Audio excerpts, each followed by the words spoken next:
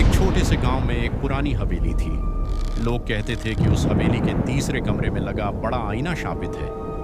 जो भी आधी रात को उस आईने में देखता, उसे एक दुल्हन दिखाई देती थी। उस हवेली में वर्षों से कोई नहीं रहता था।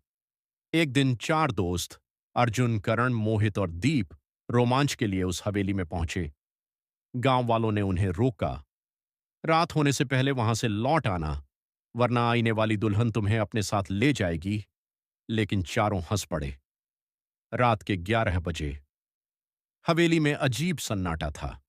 टूटी खिड़कियों से आती हवा सीटी जैसी आवाज कर रही थी। तभी मोहित को तीसरे कमरे में एक बड़ा पुराना आईना दिखा। आईने के चारों तरफ काले धब्बे थे, जैसे किसी ने जलाने की कोशिश की हो। दीप ने मजाक में कहा, चलो देखते हैं दुल्हन कैसी दिखती है।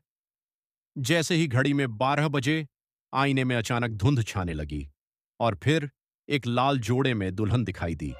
उसका चेहरा घूंघट से ढका था। चारों दोस्त डर गए, लेकिन सबसे अजीब बात यह थी, कमरे में उनके पीछे कोई नहीं था। फिर आईने में दुल्हन ने धीरे धीरे अपना घूंघट उठाया। उसका चेहरा पूरी तरह जला हुआ था और उसकी आंखें बिल्कुल सफेद। अचानक कमरे का दरवाजा अपने आप बंद हो गया। मोहित चिल्लाया, यह मजाक नहीं है। तभी आईने के अंदर की दुल्हन मुस्कुराई और धीरे धीरे आईने से बाहर आने लगी। उसके पैरों की पायल की आवाज पूरे कमरे में गूंज रही थी। छन, छन, छन। अर्जुन ने दरवाजा खोलने की कोशिश की, लेकिन दरवाजा नहीं खुला। तभी दुल्हन ने एक टूटी हुई आवाज में कहा, मेरी शादी अधूरी रह गई थी, अब तुम में से कोई मेरा दूल्हा बनेगा।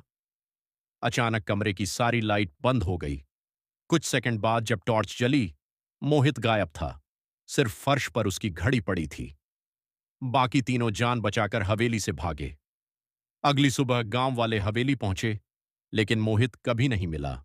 और सबसे डरावनी बात, उस आईने में अब दुल्हन के साथ एक और परछाई दिखाई देती थी। वो परछाई मोहित की थी।